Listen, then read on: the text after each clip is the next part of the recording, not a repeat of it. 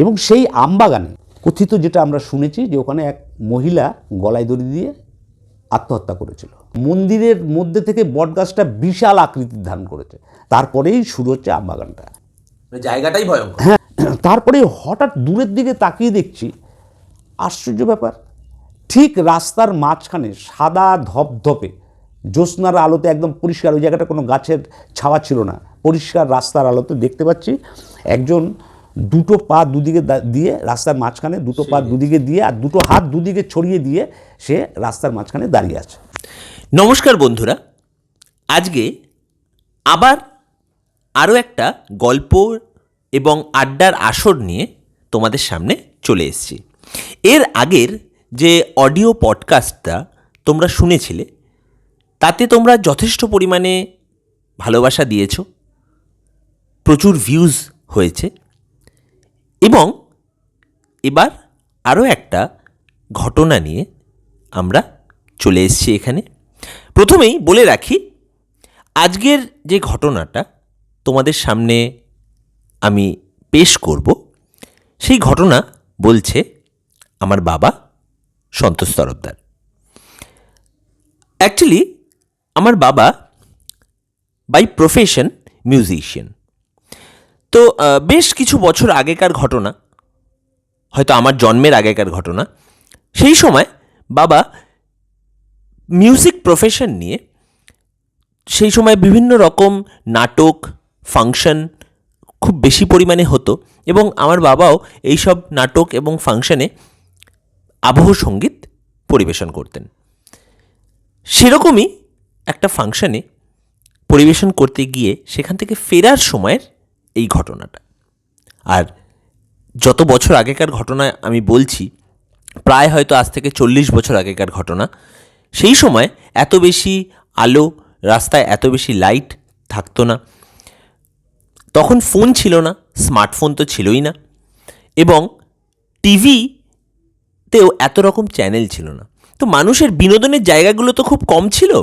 সেই কারণে মানুষ হয়তো খুব তাড়াতাড়ি লাইট অফ করে শুয়ে পড়ত এবং খুব বেশি রাত না হলেও 9টা-10টার মধ্যেই মোটামুটি পাড়াগুলো সব শুনশান হয়ে যেত। তো সেরকমই একটা ঘটনা তোমাদের সাথে আজকে শেয়ার করব। তো চলো এবার শুরু করে নিচ্ছি। নমস্কার বন্ধুরা, আজকে আমি যে ঘটনাটা বলবো এটা কিন্তু গল্প হলেও সত্যি, আমার জীবনের সত্যিকারের ঘটনা। এই ঘটনাটা হচ্ছে মোটামুটি ধরে নাও 80-র দশকের, ঠিক আছে? সেই সময় সত্যিকারেরই কোনো রকম কোনো যোগাযোগের ব্যবস্থা ছিল না, এক গিয়ে পৌঁছেই তার সঙ্গে যোগাযোগ করা যেত। তো যাই হোক, সেই সুবাদে তখন কোনো ফোন বা এই মোবাইল এগুলো কিচ্ছু ছিল না। এবং সত্যি কথা বলতে সেই দশকে কারেন্টও কিন্তু ছিল না, তখন কিন্তু সেই হেরিকেন সম্বল ছিল আমাদের লাইট, ঠিক আছে, হেরিকেন বা লণ্ঠন। তাহলে সেই হেরিকেন বা লণ্ঠনই কিন্তু তখন আলোর উৎস ছিল। তা সেই সময়কার ঘটনা আমি তোমাদের কাছে আজকে বলছি, আশা করি তোমাদের ভালো লাগবে। শোনো, পুরো ঘটনাটা শুনতে হবে, তাহলে কিন্তু মজাটা লাগবে। তা সেই ফাংশনের সূত্রে আমাকে বেশ রাত 1:30, 2টো, 2:30, 3টের সময় আমি বাড়ি ফিরতাম। এবং আমার তখন সঙ্গী ছিল সাইকেল, ঠিক আছে? তখন আমার বাইকও নেই, আমার সঙ্গী তখন সাইকেল। সেই সাইকেল নিয়ে, সাইকেলে আমার বেহালাটাকে বাঁধতাম, ঠিক আছে, বেঁধে সাইকেল নিয়ে বিভিন্ন জায়গায় অনেক দূরে দূরে প্রোগ্রামে যেতাম আমি। তা সেই রকম একটা প্রোগ্রামের দিনের ঘটনা বলছি। প্রোগ্রামটা সম্ভবত মানে পূর্ণিমার ইয়েতে ছিল, কাছাকাছি, বা পূর্ণিমার আগের দিন বা পরের দিন, এরকম টাইমের মধ্যে ছিল। তা যেখানে প্রোগ্রামে গেছি সেখান থেকে আমি কিন্তু রাত্রিবেলায় বাড়ি ফিরবো, এটা কিন্তু আমার মাথায় আছে। এবার তোমাদের কাছে একটুখানি বলে রাখি, আমার বাড়ির থেকে যে ফাংশন স্পট, সেই স্পটের দূরত্ব সাইকেলে ধরে নাও মোটামুটি ঘন্টাখানেকের রাস্তা। ঘন্টাখানেক আমাকে সাইকেল চালাতে হবে। কখন? রাত্রিবেলায়। কটায়? ধরো তখন রাত্রি 1:30 বাজে। এই রাস্তার মধ্যে একটা আম বাগান ছিল ওকে। এবং স্বাভাবিক ক্ষেত্রে সেই আম বাগানটা বেশ অনেক গাছ ছিল এবং যার ফলে ওই জায়গাটা একটু অন্ধকারাচ্ছন্ন ছিল, লাইট পড়তো না ভালো, দিনের বেলাতেও ওখানে ছাওয়া থাকতো সবসময়। আচ্ছা। এবং সেই আম বাগানে কথিত যেটা আমরা শুনেছি যে ওখানে এক মহিলা গলায় দড়ি দিয়ে আত্মহত্যা করেছিল এবং তারপরের থেকে কিন্তু বহু মানুষ নাকি ওখানে খুব ভয় পেত। তা ওই জায়গাটায় আসলে আমাদেরও কিন্তু সঙ্গে লোক থাকলেও একটু গাটা ছমছম করতো ওই জায়গাটা পার হওয়া পর্যন্ত, ওই আম বাগানটা। আর ভাগ্যক্রমে যেদিনকে আমি কথা বলছি সেদিনকে আমাকে ওই আম বাগান পেরিয়ে আসতে হবে, আর তা না হলে আমার 1 ঘন্টার ওই রাস্তাটা প্রায় 1.25 ঘন্টা ঘুরে যদি আসি, 2 ঘন্টা যদি ঘুরে আসি, তাহলে আমি ওই আম বাগানটাকে টপকাতে পারবো, মানে আমাকে আসতে হবে না ওই রাস্তায়, মানে আরও 45 মিনিট এক্সট্রা চালাতে হবে। স্বাভাবিক ক্ষেত্রে রাত্রিবেলায় আর সাইকেল নিয়ে কেউই চাইবে না, আমিও চাইনি। আমিও ভেবেছি যা হয় হবে, দেখা যাবে, আমবাগান ক্রস করেই যেতে হবে। কিন্তু মনে মনে কিন্তু আমি একটা স্থির করে নিয়েছি যে ওই আমবাগান যতক্ষণ থাকবে ওই জায়গাটুকু যে আমি চালাবো। এবার দেখো একটু একটু জিওগ্রাফিক্যাল দিক থেকে দেখলে ওই জায়গাটার রাস্তাটা হচ্ছে এস টাইপের। আচ্ছা। ঠিক আছে, যার ফলে কি হচ্ছে আমি এইখান থেকে কিন্তু এইখানে 2টো মোড় থাকলেও আমি এই রাস্তাটা দেখতে পাচ্ছি। আমবাগানের যেটা ছিল কি যে আমি আগের থেকেই মন স্থির করে নিয়েছি আমাকে আমবাগান যখন ক্রস করতেই হবে, আর ওই জায়গাটা যখন ভয় আছে, আর আমিও কিন্তু ওই জায়গাটা ভয় পেয়েছি বলতে কীরকম, গাটা যেন কেমন ভারী হয়ে যাচ্ছে বা মনের দিক থেকে একটু হয়ে যাচ্ছি, এরকম ভয় পেয়েছি। মানে জায়গাটা পজিটিভ নয়, যেহেতু ওই যে সুইসাইডের স্পট বলে। তো যাই হোক, এবার আমি ঠিক করে নিয়েছি যে ওই জায়গাটায় আমি সাইকেলের আমার সব থেকে বেশি স্পিডটা দেবো, ওই এসের বাঁকটুকু, এবং ওই জায়গাটায় আমি কন্টিনিউয়াস বেল বাজাতে বাজাতে যাব। মানে আমবাগানের যে রাস্তাটা সেটা এসের মতো করে, এসের মতো, জাস্ট এরকম এসের মতো। ওখানটা টার্ন, 2টো টার্ন আছে, কিন্তু এইখান থেকে তোমার এই অবধি দেখা যায়। আচ্ছা, ঠিক আছে, খালি শুধু একটা সাইডে পুরো আমবাগানটা, বেশ খানিকটা কিন্তু। তাহলে এই হচ্ছে আমবাগানের, আমাদের ওই রাস্তার মাঝখানে আমাদের ওই আমবাগানটাকে ক্রস করতেই হবে। তো যাই হোক, এবার যথারীতি আমাদের ফাংশন শুরু হলো, ফাংশন শেষ হলো, মোটামুটি শেষ হতে হতে প্রায় 11:30 পৌনে 12টা বাজলো। এবার ফাংশন শেষ হলেই আমরা তো আর চলে আসতে পারি না, আমাদের কিছু কথাবার্তা থাকে, কিছু পেমেন্ট থাকে, সেগুলোর ব্যাপারে শেষ করে আমরা মোটামুটি আমার ওইখান থেকে বেরোতে বেরোতে প্রায় 1:45 বেজে গেল। ঠিক আছে, এইবারে যথারীতি ওইখানে একটু দোমানা করছি, কোনটা দিয়ে যাব, এটা দিয়ে যাব না ওইটা দিয়ে যাব। মানে একটা বড় রাস্তা যেটাতে 45 মিনিটস এক্সট্রা, আর একটা ছোট রাস্তা যেটা আমাকে আমবাগানটা ক্রস করতেই হবে, আমবাগানের সাইড দিয়েই ওই রাস্তাটা। ওকে। তা লাস্ট পর্যন্ত করলাম, যা হয় হবে, দেখা যাক না কি হয়। এবার সাইকেল নিয়ে আসলাম, সাইকেলে উঠেই মনে মনে ঠিক করে নিলাম যে ওই আমবাগানের যে রাস্তাটা, ওই রাস্তাটা কিন্তু একটু এস টাইপের, যেটা হচ্ছে 2টো বাঁক আছে, কিন্তু এইখান থেকে আমি ওই 2টো বাঁক ক্রস করে আমি পরের এই যেটা দেখতে পাচ্ছি, অনেকটা দূর দেখা যায়। তা আমি ঠিক করলাম যে ওই এস বলেই এসের শেষটা থেকে শুরুটা দেখা যাচ্ছে। যার ফলে কি হচ্ছে, আমি ঠিকই করে নিয়েছি যে ওই জায়গাটায় আমি সাইকেলের আমার যতটা স্পিড আছে আমি তুলব, আর ওইখানটা আমি বেল আর থামাবো না।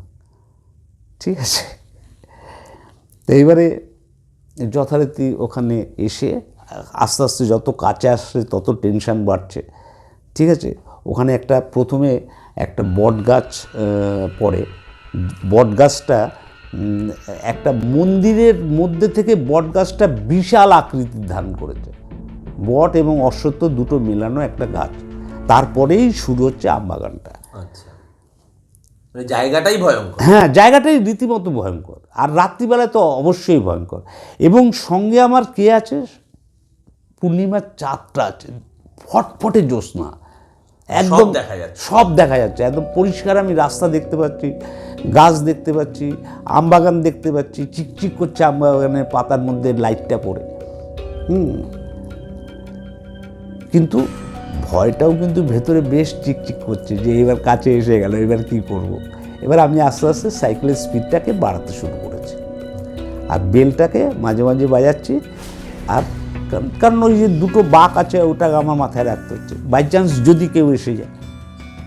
আমি ওই ঠিক এসে শুরুর জায়গাটায় বেশ সাইকেল জোরেই চলছে, ভয়ও বেশ লাগছে, এবং আমি বেশ জোরে সাইকেল চালাচ্ছি এবং বেলটা আমি কন্টিনিউয়াস বাজাচ্ছি। ঠিক আছে, এটাকেও আমার মনে আছে। তারপরে হঠাৎ দূরের দিকে তাকিয়ে দেখছি, আশ্চর্য ব্যাপার, ঠিক রাস্তার মাঝখানে সাদা ধপধপে জ্যোৎস্নার আলোতে একদম পরিষ্কার, ওই জায়গাটা কোনো গাছের ছাওয়া ছিল না, পরিষ্কার রাস্তার আলোতে দেখতে পাচ্ছি একজন দুটো পা দুদিকে দিয়ে, রাস্তার মাঝখানে দুটো পা দুদিকে দিয়ে আর দুটো হাত দুদিকে ছড়িয়ে দিয়ে সে রাস্তার মাঝখানে দাঁড়িয়ে আছে। আমি তো প্রথমে দেখে আমার তো একদম পুরো মানে গা পা একদম হয়ে গেল, কারেন্ট খেয়ে গেল যেন, একদম যে কী দেখছি। যা ভেবেছিলে সেটাই? হ্যাঁ, যেটা ভেবেছিলাম সেটা তো একদম সামনে দেখতে পাচ্ছি, ভূত। ও শিওর, আর কোনো উপায় নেই। আর সেই যেই জায়গাটা ভয়ের জায়গাটা আমবাগান, সেই আমবাগানের মানে এসের শেষ মাথায় ও দাঁড়িয়ে আছে, আর আমি এসের শুরুর দিকে সাইকেল নিয়ে, তখন আমি মানে স্পিড বেশ ভালো জোরে নিয়েছি, তখন থেকে আমি ওকে দেখতে পাচ্ছি যে ও একদম পুরো রাস্তার মাঝখানটায় দাঁড়িয়ে আছে, যেটা মানে পূর্ণিমার জ্যোৎস্নার আলোতে একদম পরিষ্কার বোঝা যাচ্ছে। স্পিড তখন বেশ জোরে, আর আমি বেল কিন্তু থামাইনি, বেল কিন্তু কন্টিনিউয়াস হচ্ছে। যত সেই মূর্তির থেকে আমার সাইকেলের দূরত্ব যত কমছে, এবার আমি কিন্তু শুনতে পাচ্ছি একটা আওয়াজও সে কিন্তু করছে, হৌ হৌ হৌ, এরকম করে একটা আওয়াজ করছে।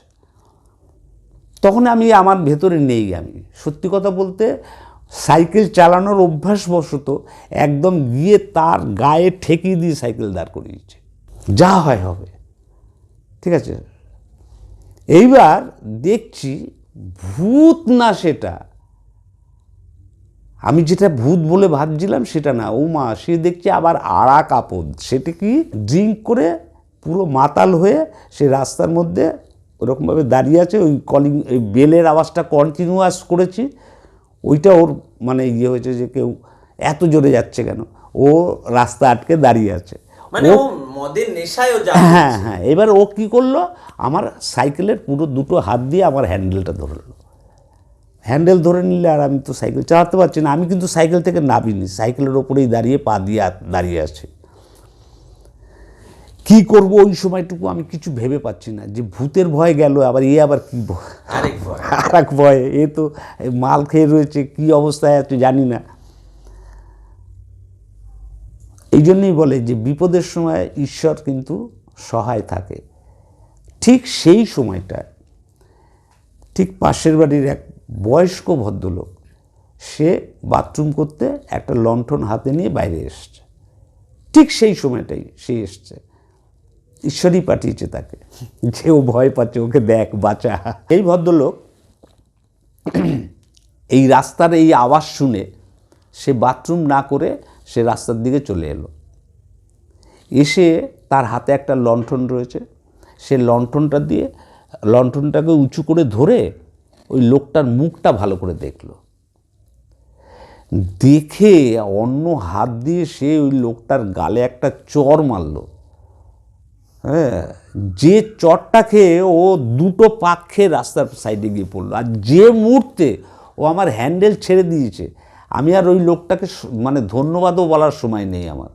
আমি মানে যে মুহূর্তে হ্যান্ডেল ছেড়েছে সেই মুহূর্তে আমি একদম আবার জোরে চালিয়েছি, বেঁচে গেছি। এবার যখন আমি মানে ওই রাস্তা অতিক্রম করে যখন বাড়িতে এসে যখন পৌঁছালাম, জানি না এই রাস্তাটা কিভাবে আমি অতিক্রম করেছি, আমি জানি না। মানে তোমার মাথায় তো শুধু ওটাই চলছে। আমি তখন একদম টোটালি এই ভূত আর মানুষ ভূত এই দুটো মিলিয়ে তখন আমার মাথা একদম পুরো পাজলড হয়ে গেছে। এবং যখন আমি বাড়িতে এসে যখন পৌঁছালাম, তখন আমার মা আমার আওয়াজ পেয়ে যখন উঠে বাইরে এসে মা আমাকে দেখে বলছে, কি তুই এত ঘেমেছিস কেন? তার মানে আমি কতটা মানে টেনসড হয়ে গেছিলাম যে আমার ঘামে পাঞ্জাবি সব ভিজে চপচপে হয়ে গেছে। মানে এই যে ভয় পাওয়া, এই ভয় পাওয়াটা কিন্তু শুধু যে ভূত থেকে মানুষ ভয় পায় তা কিন্তু নয়। ভয় পাওয়ার কোনো কারণ নেই। মানুষের দুর্বল মুহূর্তে মানুষ যে কোনো সময় এমন জোরে শক খেয়ে ভয় পেতে পারে যে সে চমকে উঠবে একদম। এবং তুমি যদি মানে এসের শেষ থেকে, রাস্তার শেষটা থেকে তুমি যদি ওই দেখেই যদি ফিরে চলে আসতে, হ্যাঁ, তাহলে হয়তো আজকে আমরা গল্প করতাম যে ভূত দেখেছিলাম। কি আমি যখন রাস্তার এসের ফার্স্ট মোড়টা যখন ক্রস করছি, তখন আমার মন থেকে যেন বলছে যে তুই কেন এত রিস্ক নিচ্ছিস? সামনে দেখতে পাচ্ছিস ভয়, ভূত দাঁড়িয়ে আছে, হ্যাঁ, এখানটার লোক ভয় পায়, তুই জানিস। আমার এই মনে হচ্ছে ওই সময় যদি আমি থামিয়ে সাইকেল পিছনে ঘোরাতাম, আমি কিন্তু সত্যিই ভূত দেখতাম। এবং সেটা কিন্তু সত্যিই ভূত যে রাস্তা আটকে দাঁড়িয়েছিল। কিন্তু আমি সত্যি কথা বলতে, আমি একটু বানিয়ে বলছি না, আমি ওই সময়টা আমি নিজের ভেতরে নিজে ছিলাম না, কিন্তু আমার মনের ভেতরে সাহস আছে যে আমাকে রাস্তাটা অতিক্রম করতেই হবে। কারণ রাস্তা অতিক্রম না করলে আমি বাড়ি পৌঁছতে পারবো না। আমার মাথার ভেতরে এইটা আছে। এবং সেই সময়টা যে আমি সাইকেলের যে স্পিডটা বাড়িয়েছিলাম, হয়তো বা প্যাডেল না করেও আমি তার কাছে গিয়ে পৌঁছে গেছি। মানে ফার্দার আর প্যাডেল না করেও আমি কিন্তু তার কাছে গিয়ে পৌঁছে গিয়ে ব্রেক করে দাঁড়িয়েছি। আর যে মুহূর্তে দাঁড়িয়েছি সে এসে আবার হ্যান্ডেলটাকে ধরে এইবার সে দুলতে আরম্ভ করেছে, সে নিজেই দাঁড়াতে পারছে না। আল্লাহ, যাক বাবা, ভূতের হাত থেকে তো বেঁচে গেলাম। ও বাবা, এই আবার কী লাফড়া! যে মাল খেয়ে সে নিজে দাঁড়াতে পারছে না, সে আমাকে ধরে রেখে দিয়েছে সাইকেল। আমি কিন্তু সাইকেল থেকে নামিনি, দাঁড়িয়ে আছি। আর সেই সময় ঈশ্বর পাঠালো ওই বয়স্ক ভদ্রলোকটাকে, যে লোকটা ওখানকার স্থানীয়, এবং হ্যাঁ, দেখে চিনতে পেরেছে যে এই লোকটা মাল খেয়ে এরকম ডিস্টার্ব করে, ঠিক আছে। এবং সত্যি কথা বলতে সেই লোকটার পরনেও কিন্তু চুড়িদার পাঞ্জাবি ছিল, সাদা রঙের চুড়িদার, সাদা রঙের পাঞ্জাবি। জ্যোৎস্নার আলোতে ওটা যেন একদম মানে কি বলবো, ছবির থেকেও চকচকে লাগছে, এত চকচকে, এত চকচকে। এবং আবার মুখে একটা আওয়াজও করছে পিকুলিয়ার, হৌ হৌ। তাহলে এই যে ব্যাপারটা, এই ব্যাপারটাই কিন্তু ভূতের ভয় না। আমি বলবো ভূতের ভয় না, এটা একটু ভয়। শুধু যে কোনো জিনিস দেখেই কিন্তু মানুষ ভয় পেয়ে যেতে পারে, ঠিক আছে, আতঙ্ক হতে পারে। এবং সেই আতঙ্কটাকে সে যদি ওভারল্যাপ করে, তাহলে কিন্তু তার একটা সলিউশন বেরিয়ে যায়। সেই সলিউশনটার কথাই আজকে গল্প আকারে তোমাদের কাছে বললাম। যেটা আমার, যে রাতটার কথা ভুলতে আমার বেশ কিছুদিন সময় লেগেছিল। ভয় তুমি পেয়েছো? হ্যাঁ হ্যাঁ, অবশ্যই ভয় পেয়েছিলাম। ভয় না পেলে অত ঘামে নাকি মানুষ? ঠিক আছে, পরিশ্রমে মানুষ ঘামে, কিন্তু তার সঙ্গে যদি ভয় জুড়ে যায় তাহলে ডবল করে ঘামটা হয়। যার ফলে কিন্তু আমার পাঞ্জাবি, গেঞ্জি, পাঞ্জাবি সব ভিজে জবজবে হয়ে গেছিলো। এবং আমার মা দেখে বলেছিল যে কিরে তুই এত ঘেমেছিস কেন? তখন আমি মাকে বললাম, পুরো ঘটনাটা বললাম যে এরকম এরকম ঘটনা হয়েছে। মা তখন তো আমাদের সেরকম কিছু ইয়ে ছিল না, জল পড়া ছিল। মা কী করেছিল আমার বেশ পরিষ্কার মনে আছে, এত বছর আগের ঘটনা। মা একটা লোহাকে পুড়িয়ে লাল করে, ঠিক আছে, একটা গ্লাসের জলের মধ্যে ডুবিয়ে সেই জলটা আমাকে খাওয়িয়েছিল। আমার বলা হতো যে ভয় পেয়ে গেলে যে ভয় কাটানোর জন্য এটাকে করা হয়, খাওয়িয়েছিল। এবং আমি সেটা খেয়েওছিলাম। এবং সত্যি কথা বলতে, এই গল্পটা বলতে গিয়ে আমি বলছি, এই ঘটনাটা কিন্তু দীর্ঘদিন আমার মনের ভেতরে দাগ কেটেছিল। এবং আমি অনেক দিন পর্যন্ত এই ঘটনাটা মনে রেখেছিলাম এবং অনেককেই গল্পটা বলেছিলাম যে এরকম আমি আমবাগানের কাছে একটা এরকম ভয় একটা জিনিস দেখেছিলাম, যেটা সত্যি ভয়ের নয়, হাস্যকর, হাসি লাগছে এখন, কিন্তু ওই সময়টার জন্য ভীষণ ভয়। একদম তখন ভয় ছিল না। রাত্রিবেলায় ওই রকম, আর আগের থেকে যখন জানি যে ওই আমবাগানে ভয় আছে, ঠিক আছে, ওই এক মহিলা গলায় দড়ি দিয়ে আত্মহত্যা করেছিল, সেই মাঝে মাঝে দেখা দেয়।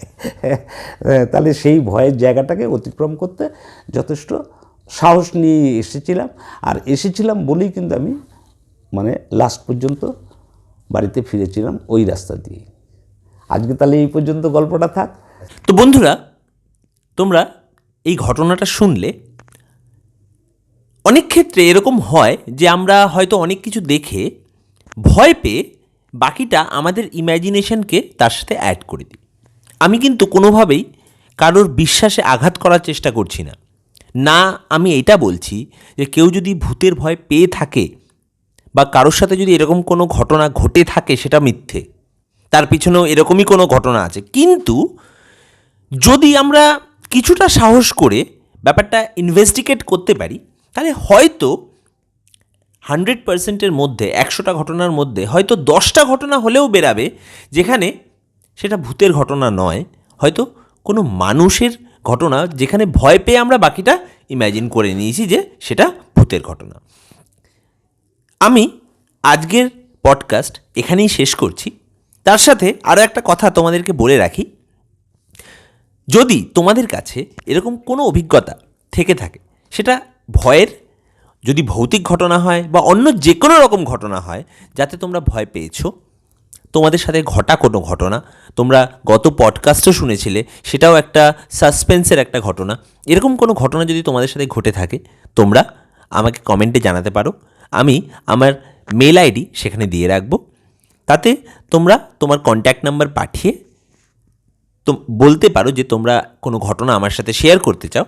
তো আমি সেক্ষেত্রে তোমাদেরকে কন্ট্যাক্ট করে তোমাদের সাথে কথা বলে, সেটা ভিডিও কল বা এরকম বসে কোনো পডকাস্ট অথবা অডিও কল, যে কোনোভাবেই আমরা সেই ঘটনা রেকর্ড করব এবং তোমরা যদি চাও সেই ঘটনা বাকিদেরকে শোনাতে, তো সেটাও আমরা এই ইউটিউব চ্যানেলে সেটাকে আপলোড করব এবং সবাইকে দেখার সুযোগ করে দেব।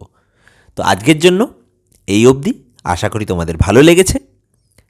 এই ভিডিওটাকে তোমরা লাইক করো, শেয়ার করো, চ্যানেলটাকে সাবস্ক্রাইব করে রেখো, কারণ এরকম আরও অনেক রকম ভিডিও আসছে যেটাতে ভূতের এবং ভয়ের ঘটনা, যে ক্ষেত্রে মানুষ ভূতের অভিজ্ঞতা হয়েছে এবং যে ক্ষেত্রে মানুষ ভয় পেয়েছে, এরকম ঘটনা আমি আরও তোমাদের সামনে নিয়ে আসবো। আর এই ঘটনাটা তোমাদের কেমন লাগলো, কী অভিজ্ঞতা হলো, সেটাও তোমরা কমেন্টে জানিও। আজকের মতো এইটুকুই। ধন্যবাদ।